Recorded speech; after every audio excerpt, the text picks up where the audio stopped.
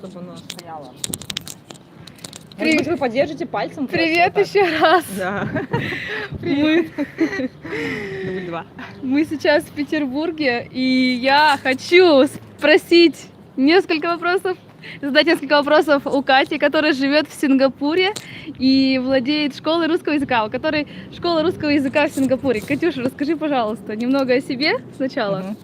Ну, я живу в Сингапуре 13 лет, и 11 лет из них я преподаю русский язык иностранцам и детям, которые живут, русскоговорящим детям, которые живут в Сингапуре. Школа существует 11 лет. Это оффлайн школа, у нас нет онлайн занятий. В основном наши студенты это сингапурцы, либо экспаты, которые приехали жить в Сингапур, Так. и дети. Да. Да, ну вообще, когда я представляю себе, что Сингапур и где он находится, и чтобы был какой-то интерес у людей изучать русский язык, мне это трудно представить. Как вы привлекаете студентов? Есть ли люди, которые хотят изучать это просто вот как хобби? Ну, в основном это люди, которые изучают как хобби, потому что никому русский язык прям не нужен так. Да, там никто не едет туда учиться в Россию или работать, ну, это редкие какие-то случаи. В основном это хобби, и, конечно, мы там в качестве экзотического языка. То есть все хотят экзотики, и это хобби, потому что вот мы конкурируем боремся за время человека, да, свободное. Если у него есть вечером свободное время, то он может пойти получить русский, или он может пойти спортом позаниматься. Да, то есть нам нужно сделать так, чтобы ему было интересно вечер провести с нами. Хорошо. Вот такая задача у нас. А еще студенты, вот как, например, сейчас приезжают в Россию или в русскоговорящие страны, чтобы попрактиковать язык. Да. То есть вы организуете вот эти поездки? Да, мы каждый год организуем поездку, мы везем порядка 10 человек с нами в Россию, либо в русскоговорящую страну. Чуть-чуть, И вводим их. Вот мы сейчас в Петербурге, у нас сегодня последний день программы, мы их только что замотали почти до смерти Москвой и Калининградом, и вот закончили в Петербурге. Для некоторых это мотивация, конечно. Все, кто здесь был сейчас, они первый раз в России? Там было 2 человека, которые уже были в России, но и есть люди, которые с нами уже ездили в другие поездки. В прошлом году мы на Украину ездили. Но они хотят с нами. А те, кто был сейчас первый раз в России, у них есть какой-то культурный шок? Какие-то моменты, которые их прямо шокировали? Ну, мы сейчас обсуждали, нет такого прям шок какой-то, потому что люди очень много путешествуют. Сингапур маленькая страна, и люди в основном все такие open-minded, они все где-то были много-много раз. Ну, обычно, я думаю, что это не то чтобы культурный шок, но обычно и получается так, что превосходит ожидания, мне так кажется. Потому что многие думают, что здесь сложно, или люди очень... или что-то с людьми не так, или что-то будет, какие-то проблемы, но на самом деле мы так здесь наслаждаемся. У них был опыт общения с русскими людьми просто на улице или где-то в баре? Вчера мы познакомились в баре, в смысле не мы, наш студент познакомился с 2 девчонками. У нас есть русскими девушками? Да.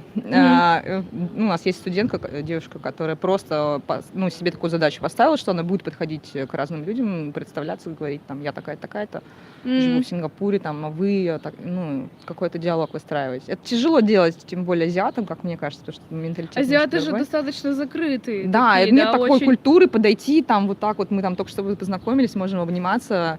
В Азии это не совсем принято так. Поэтому просто подойти, вторгнуться в личное пространство другого человека, это целое дело.